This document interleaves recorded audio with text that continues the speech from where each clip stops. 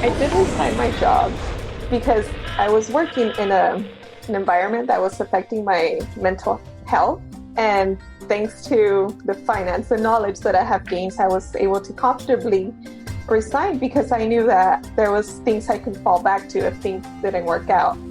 I think right now I feel like freedom, like I almost made it to, even though it's not my ultimate goal, I am thankful that I was able to do that thanks to all your help. T minus 10 seconds. Welcome to the Journey to Launch podcast with your host, Jamila Souffrant. As a money expert who walks her talk, she helps brave journeyers like you get out of debt, save, invest, and build real wealth.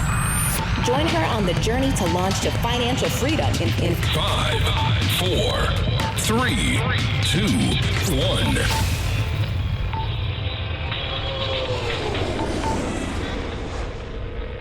Hey, journeyers. Welcome to the Journey to Launch podcast. I'm your host, Jamila Souffrant. I hope you've been enjoying these episodes. I've been toying around and basically doing a summer rewind episode. So these were episodes that were previously aired on the podcast, but that were mentioned as case studies or references in my book, Your Journey to Financial Freedom. We had episodes based on debt payoff, financial independence, and now I'm just going to sprinkle in some fan favorite episodes and some of my personal faves. So you're going to hear some of those episodes for the next couple weeks. I really hope you've been enjoying what you've been listening to. If you want to check out my book, which I hope you've already gotten, but if not, that's fine. You can pick it up now. Head over to yourjourneytofinancialfreedom.com to see where you can find it. It's available everywhere: Amazon, Walmart, Target, Barnes & Noble, your local book store, basically everywhere. Head over to yourjourneytofinancialfreedom.com to pick up the book. Now, happy listening, and I hope you enjoy these episodes.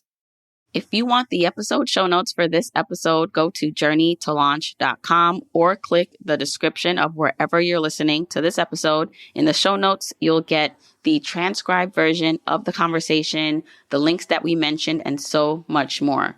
Also, whether you are an OG journeyer or brand new to the podcast, I've created a free jumpstart guide to help you on your financial freedom journey. It includes the top episodes to listen to, stages to go through to reach financial freedom, resources, and so much more. You can go to journeytolaunch.com/jumpstart to get your guide right now. Okay, let's hop into the episode. I wanted to bring on another amazing Money Launch Club member, Josie, because I figured what better way to, one, profile people who are on the journey, right? Just profiling people who are on the journey just like yourself and what they're doing and what they have overcome and are still overcoming. I know you love hearing stories like that, so I wanted to be able to provide that to you. Now, you'll hear Josie comes from a family of 9, and she's from Mexico, or her family's from Mexico, and you'll hear about her journey to bettering her finances, getting on the right track, and all she's done and what she can help also instill in you on your journey.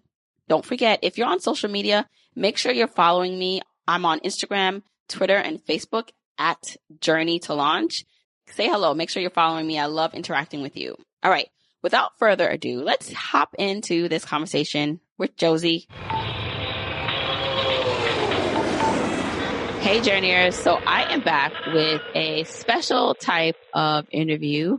This is one where I am talking to someone in the thick of the journey, like yourself, because I think it's really important to showcase like what this looks like in real time for someone going through the debt journey stage. And then where you are actually, Josie, and I'm going to introduce you soon, is like you're a little bit further ahead because you are debt free besides the mortgage, which is where a lot of people want to get to.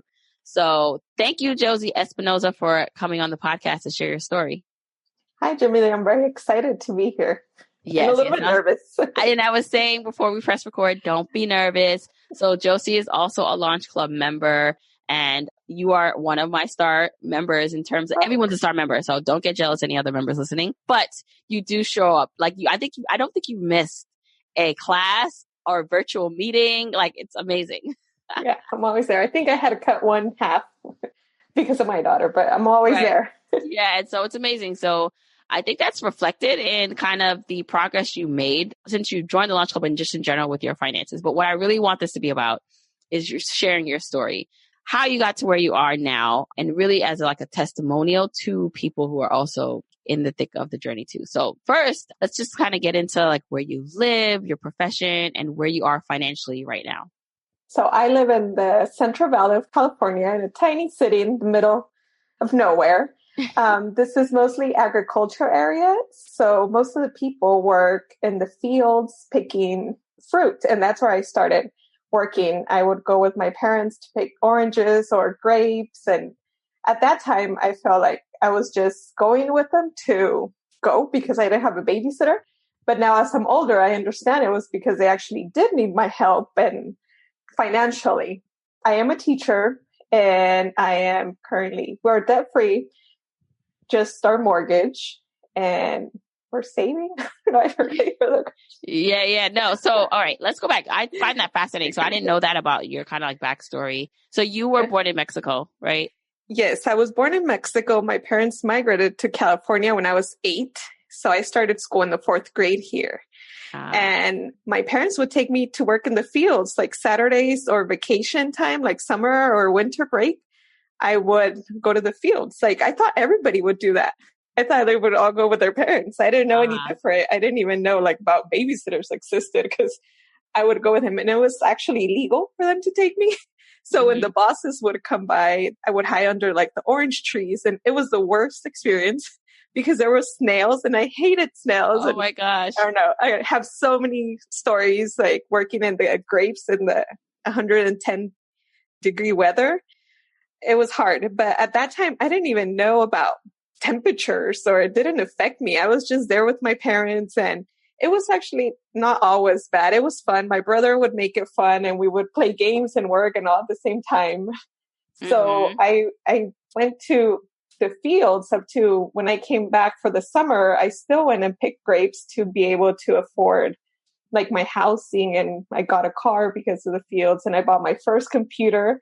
My parents didn't have money to buy me a computer. So they made a deal. They told me, you need to go pick grapes for a whole summer and we'll give you the last check because they never gave me checks. Like it all just went to the family. So that year I worked the whole summer and they gave me my last check and I was able to buy my first computer. And I think I value work now because for them, they just wanted me to work at a store. They said somewhere where you have heat or AC, like, so you don't have to be in the fields. And for my family, I'm the youngest of 9 and the first one that went to college. And I left to college an hour away. And that was the end of the world for them because I was the youngest and I was away from my family.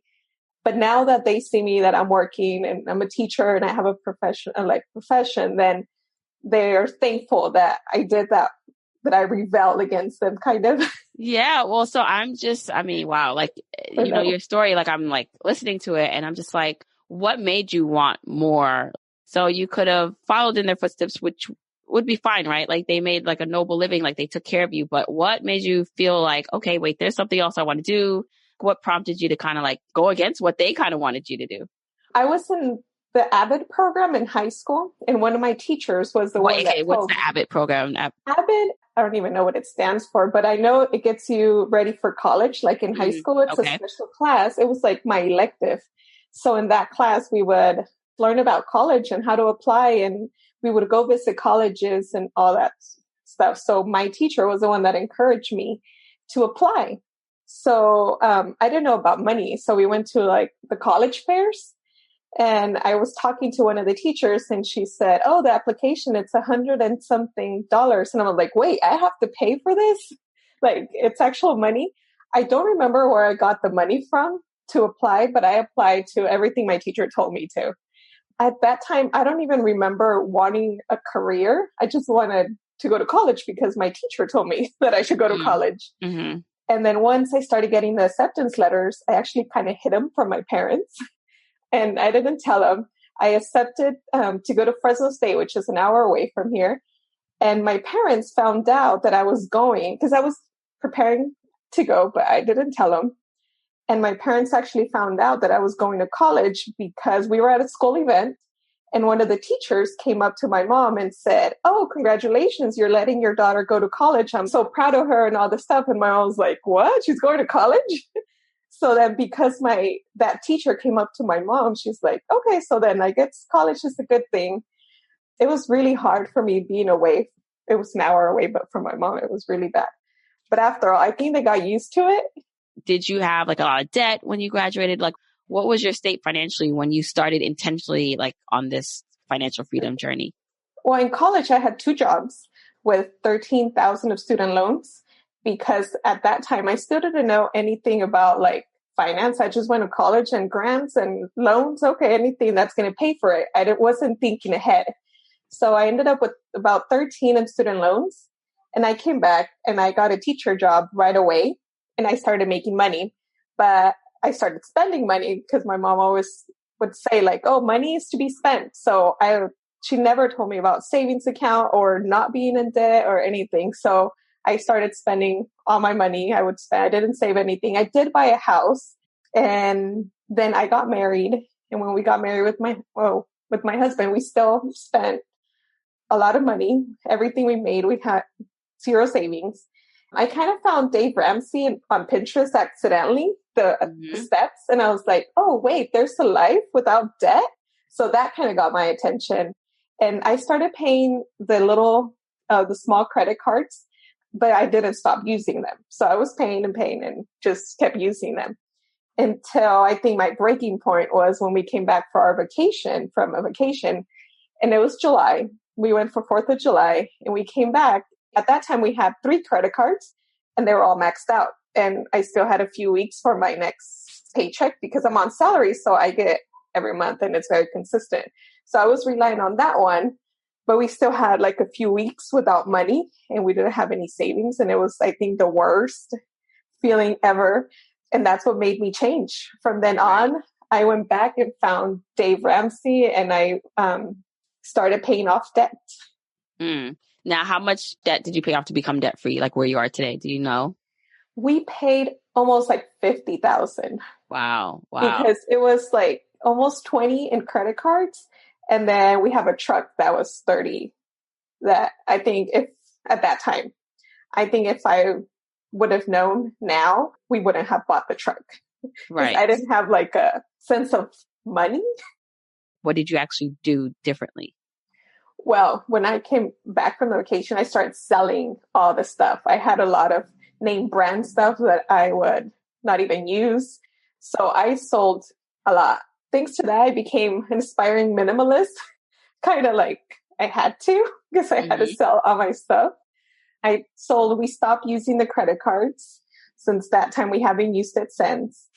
And I found a community on Instagram, like the debt-free community, that I started following that hashtag. I don't even know how I found it. And then I found podcast. And then I've been obsessed with podcasts ever since. And which is probably how you found me, right? Yes. I was trying to think. I think I found you through Clever Girl. Yes. Bola, Clever Girl Finance. Yeah. Mm-hmm. I think that's how I found you. Because then I just listened to some podcasts and they have guests. So then I follow them. And now I don't even listen to music. It's all podcasts. And I remember you mentioning something about you make your own reality. So now I feel that finance is my own reality now. Like I feel awkward talking to other friends because I don't know what to talk about because all I want to talk about is finance. Well, and that's the thing, like when you are sucked into this world, like you realize this world exists, right? It's almost like, I'm like, oh my gosh, like, because there's been people online talking about money and having podcasts about money before I came along, a long time.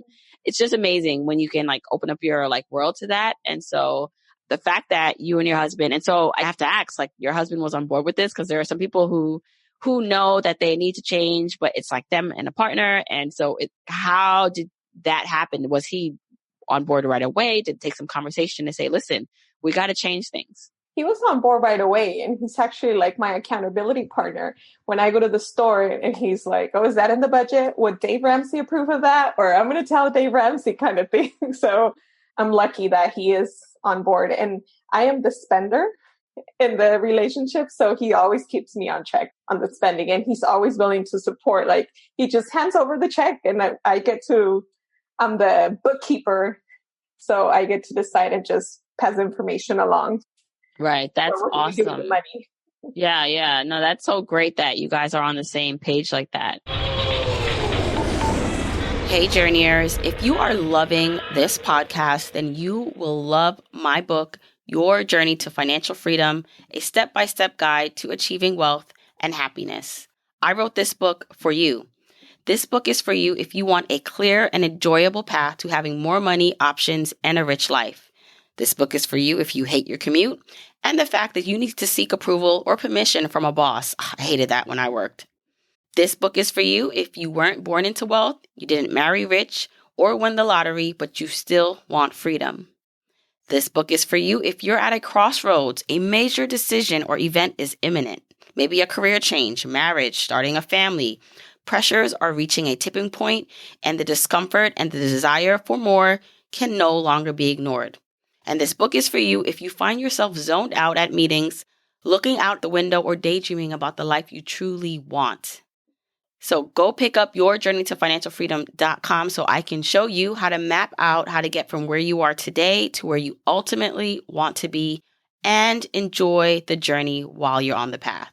Head over to Your Journey to Financial Freedom.com to see where you can pick the book up. It's available on Amazon, bookshop.org, Barnes & Noble, your local bookstore, everywhere. Go to Your Journey to Financial Freedom.com to get the book now. So there are journey levels. Before I used to kind of just simplify it, which you can identify as beginner, intermediate, or advanced in terms of like where you are stages to reach financial independence. And you are more, you're at a different stage. You're at the stage where you're not focused on debt payoff because you're already out of debt. And it's about building and wealth at this point, like saving and investing to reach some of your goals. So, and I identify that as like an aviator level stage. Don't worry, listeners, you're kind of get a breakdown of what that all means soon. But for you, how long do you get to kind of your next step? What's your ultimate goal? My ultimate goal is to be able to travel. Right now that we're saving our 3 to 6 months emergency fund. And I think it's even harder than paying off debt because now that we have the money, there's so many other things that we can cash flow because we have the money. And then next month we'll add it up. Don't worry, we'll recuperate it. So I think for me, this is harder. This step it's harder because the money's there and I don't know. Yeah, that's actually a good perspective. I mean, I've actually feel like I haven't heard that kind of detail in terms of why it's a little harder for this level. Cause you think for some people it's like, oh, like this is easier because now it's like, I have all this money, but on the other end, you have all this money not going to debt anymore. So you have to consciously make the decision. Okay, I choose that. Like this is still my goal. And to get to that goal, I need to keep saving and investing. All right. So one of the things that you did since joining the Launch Club and kind of making all the strides, which when you mentioned it, when you announced it in the Launch Club, I was like, oh my gosh, like I definitely have to talk to Josie about this. But you recently resigned. I did resign my job because thanks to our emergency fund, I was working in an environment that was affecting my mental health. And thanks to the finance and knowledge that I have gained, I was able to comfortably resign because I knew that there was things I could fall back to if things didn't work out. I was really thankful where as soon as I resigned, I started applying and I got several job offers somewhere else. And I think right now I feel like freedom, like I almost made it to, even though it's not my ultimate goal, I am thankful that I was able to do that. Thanks to all your help.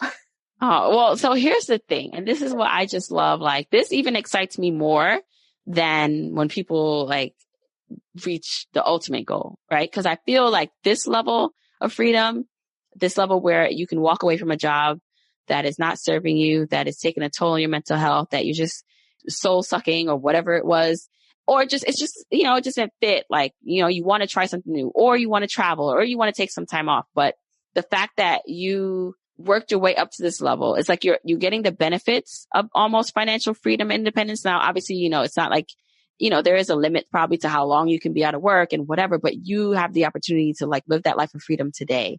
That's my wish for everyone. And I think everyone can at least get to that stage where they have the option to walk away or to take a break if they need to. Yeah. And I feel like I've learned, I'm like, okay, if I don't get a job, there's a lot of side hustles I can do. I can keep myself busy with something else. Yeah. And I think too, what happens is like, you're taught, right? And I get it. Like it's the safety net of like a job. And again, I'm not against working, it's just like working, doing something you want to work and do or love, or at least that you feel like you're bringing value into it. And sometimes when you're on the journey, you're just like, the ultimate like goal is just like maybe to travel all the time.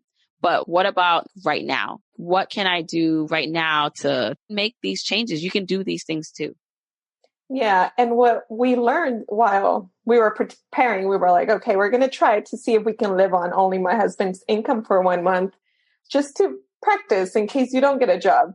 And we learned that, yeah, we can only live with only my husband's income. So we're going to keep it up, and that should speed up our savings.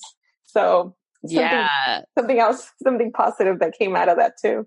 Yeah. And like the worst case is that for most people, especially if you get to a point where the house of cards is not going to fall because you built it on a stable foundation financially, is that you can go back and get a job.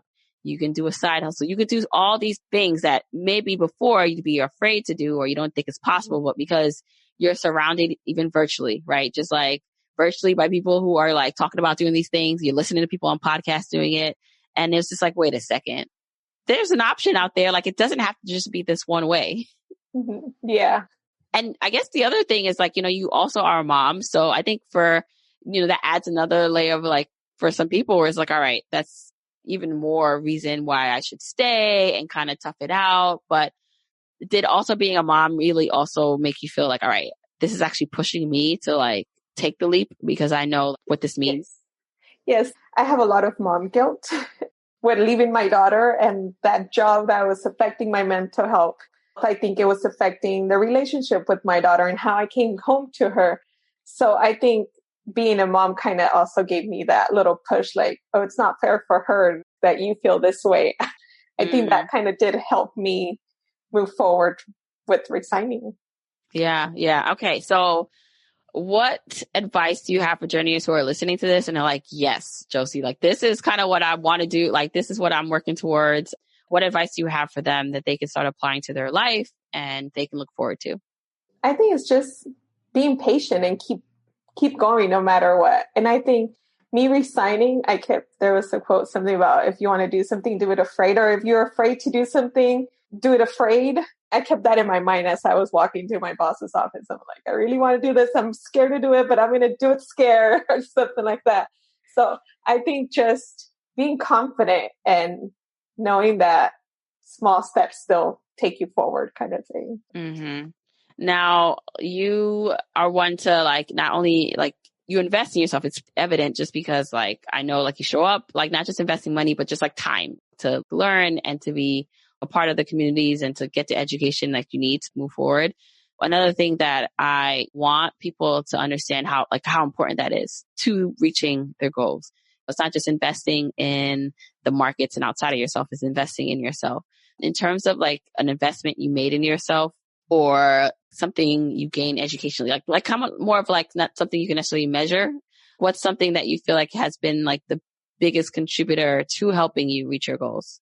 The confidence, I think, from other people, like, oh, like in your episode when you quit your job, and I was like, oh my God, I'm so proud. I was over here crying. Yeah. So I think that has inspired me to move forward and has really changed my mindset to know that there's a whole different world out there in finance. Mm-hmm, mm-hmm. And one of the things that you mentioned as kind of like the precursor to us talking was, it's not, if you can't, right? Like there are some people who maybe don't have the means to pay for anything or resource, even like buy a book. That's not necessarily most people's stories, but we live in the age of the internet and so many things are free. Like the podcast is free that you're listening to and you can Google. So I want to make people understand like there's so many levels to how you can invest in yourself and you keep on going no matter what your background, like working in the fields, like coming here from Mexico, like, and you still manage to like set yourself up with a pretty great life. Yeah. And I think now that like with the internet, my hairstylist, I quote her all the time. She said like not knowing is not an excuse anymore because you have the internet, the technology. So I think all this information is just a matter of wanting and doing and moving forward with it. now that I know all this, like I said, I want to talk finance to everybody. My nieces and nephews who are going to college, I'm like, wait, you don't want student loans. Here, start a job and all this stuff. Right. And that's that trickle down effect where it's like when you're now more aware, you're equipped to help the future generations and people around you do better. All right. So just before we wrap up, I do want to just like kind of ask you about like your experience with the Launch Club and how you feel like it's helped you on your journey.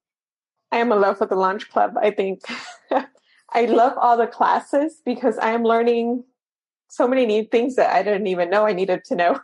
Like when it was the investing class, the retirement, I was able to go and make better decisions or more informed decisions about my retirement accounts. And I love talking to other people who have the same mindset like me and seeing how some people are ahead of me and some people are like, I can encourage them and move forward. I love the Friday when you get to put in your win of the week. And I love reading everybody else's win. And I'm through the week, I'm already thinking, okay, what am I doing right this week that I'm going to share? So it kind of keeps in a positive mindset.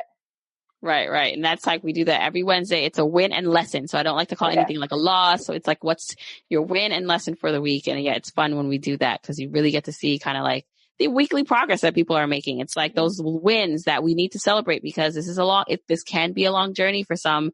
And so don't forget to like give yourself some credit, encourage yourself along the way because that's what it's all about. Like, it's not just the end goal. It's like all these little milestones and lessons that you're learning along the way. I really hope you enjoyed that conversation with Josie. You see the correlation between how much progress she's made in her finances. You heard that she quit her job, so she's in the work flexibility stage, and I'm just loving it. All right, journeyers, until next week, keep on journeying.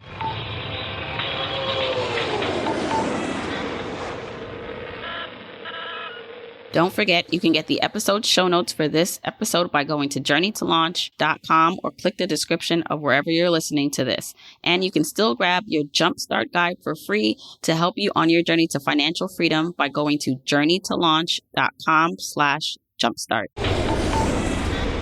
If you want to support me and the podcast and love the free content and information that you get here are 4 ways that you can support me and the show. 1, make sure you're subscribed to the podcast wherever you listen, whether that's Apple Podcasts, that purple app on your phone, your Android device, YouTube, Spotify, wherever it is that you happen to listen, just subscribe so you are not missing an episode. And if you're happening to listen to this in Apple Podcasts, rate, review, and subscribe there. I appreciate and read every single review. Number 2, follow me on my social media accounts.